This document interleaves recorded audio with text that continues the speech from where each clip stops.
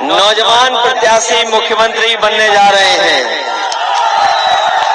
नए नौजवान नई सोच के मुख्यमंत्री बनने जा रहे हैं। 20 साल का तो इनका हिसाब किताब और 10 साल से ज्यादा दिल्ली वालों का हिसाब किताब। बताओ कितने साल का हिसाब किताब आपको लेना है? 30 साल का हिसाब किताब। बीजेपी पे भरोसा करते हो आप लोग? भारतीय जनता पार्टी इस्तेमाली पार्टी है। भारतीय जनता पार्टी इस्तेमाली पार्टी है। पहले इस्तेमाल करती है फिर बर्बाद करती है। बताओ भारतीय जनता पार्टी के लोग झूठ बोलते हैं कि नहीं बोलते हैं? याद है कि नहीं याद है आपको? बीजेपी के लोगों ने कहा था हम किसानों की आय दोगुनी कर देंगे। बताओ किसान भाइयों किसी की आय दोगुनी हुई हो? और पहले का याद है कि नहीं याद है जब कहा था कि हम 2 करोड़ नौजवानों को नौकरी देंगे? पहले 2 करोड़ दे रहे थे, अब 1 करोड़ दे रहे हैं। और 30 साल में बताओ कितनों को नौकरी दी है? और सच्चाई तो ये है कि जिस समय तेजस्वी जी ने नौकरी देना शुरू किया, जिस समय तेजस्वी जी ने नौकरी देना बिहार में शुरू किया, न केवल बिहार उत्तर प्रदेश बल्कि देश में ये संदेश गया कि बिहार में अब नौकरी मिलने लगी है।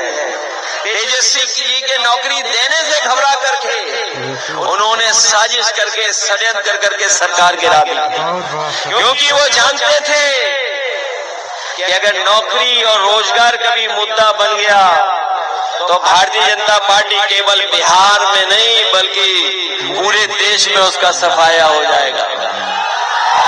ये जो बीजेपी वाले हम लोगों से आपसे पूछ रहे हैं कि नौकरी दोगे कैसे, क्योंकि नौकरी भारतीय जनता पार्टी का एजेंडे में कभी नहीं रही। अगर भारतीय जनता पार्टी के एजेंडे में नौकरी होती तो आज वो नौकरी दे रहे होते। बताओ नौकरियां छीनने का काम किया उन्होंने कि नहीं किया? अभी मैं आवाज सुन रहा था बीच में कोई 15 लाख की बात कर रहा था। अगर हिसाब किताब हम और आप सब लोग सही जानते हैं तो अभी तो केवल 10,000 दिया है, वो भी उधार का दिया है, वो भी सबको नहीं दिया है। ये चुनाव में रिश्वत दे रहे हैं। बताओ हमारा उन पर बकाया कितना बकाया है बताओ आप? और जब हम लोगों ने सवाल किया उनसे कि ये जो 10,000 हैं ये लोन वाले हैं, ये उधार वाले हैं, वापस देने पड़ेंगे, तो बताओ क्या सफाई दे रहे हैं लोग। इसलिए हम आपसे कहने आए हैं कि तेजस्वी जी इस बार बिहार के मुख्यमंत्री बनने जा रहे हैं और नौजवान मुख्यमंत्री बनने जा रहे हैं। और जब नौजवान मुख्यमंत्री बने तो बताओ नौजवान विधायक बनाओगे कि नहीं बनाओगे? सुना है पहले आपने बहुत वोटों से जिताया था, पहले जिताया था बहुत वोटों से, इस बार उससे ज्यादा जिताओगे? और जो लोग हमें और आप पर प्रश्न लगा रहे हैं कानून व्यवस्था को लेकर के, बताओ कोई कल्पना कर सकता है?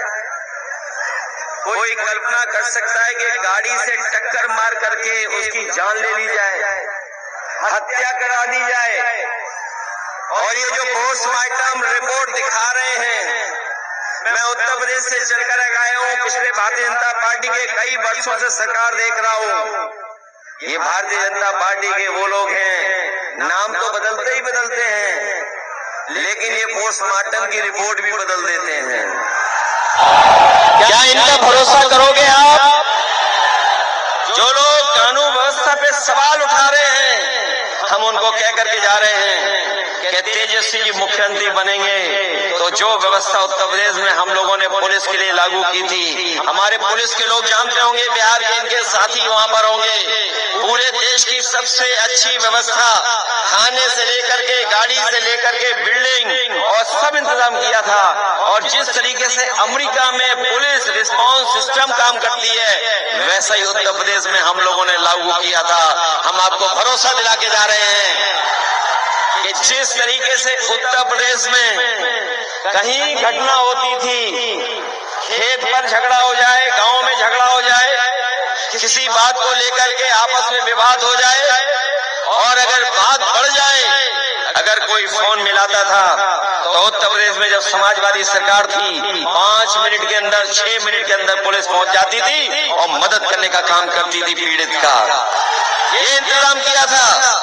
और हमारे पुलिस के लोग जानते होंगे, बिहार के अगर इनके दोस्त वहां पर होंगे तो आप पता कर लो, 4000 के लगभग हमने गाड़ियां उनको पुलिस को दे दी थी, जिसमें मोटरसाइकिल भी थी, 4 व्हीलर भी थे।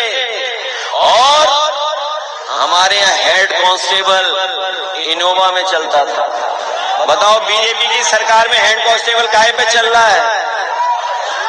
काहे पे चल रहा है? उसको चलने के लिए डीजल पेट्रोल भी नहीं दे रहे हैं लोग। इसलिए न केवल कानून व्यवस्था में हम लोग अपने अनुभव का लाभ देंगे,